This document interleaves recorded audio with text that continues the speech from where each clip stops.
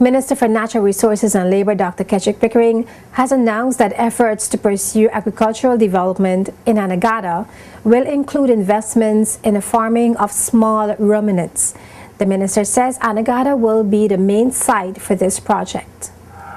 We are going to really invest in the Virgin Islands black-belly sheep, because that sheep that is so unique to the Virgin Islands.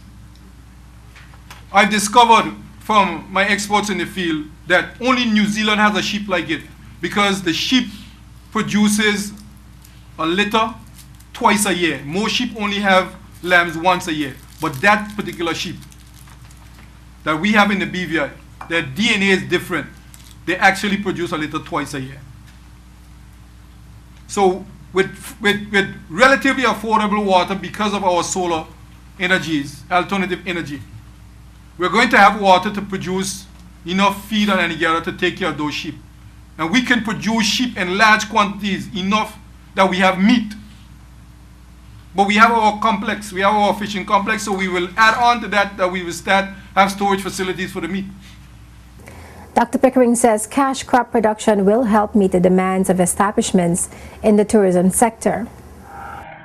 Small industries of all nature can arise over on Anegada, and we can produce the crops that take relatively short time to grow using advanced technology that is available all over the world. And we should be able to produce enough of the smaller things to help supply the restaurants and the hotels in the BVI, because we will have affordable energy. The Natural Resources Minister argued that the projects can be implemented without negatively impacting the social infrastructure of Anegada. He further noted that given the fragile ecosystem of that land mass, sustainable environmental practices will be employed to create a model biodiversity project that helps to reduce the territory's carbon footprint. Meanwhile, concerns expressed by Dr. Pickering in his contribution to the budget debate on December 17th suggest that the greenhouse project at Parakeet Bay Farm is entangled in a thorny web, and he could not say when the greenhouse project will be completed. We've tried in more ways than one to try and sort it out. There were some outstanding bills to be paid that we have honored some. We're in the process of honoring the others. But there's a very big issue, a weighty subject that has arisen recently, Madam Speaker. Very weighty issue with respect to the greenhouses. And it has to do with the whole question of intellectual property.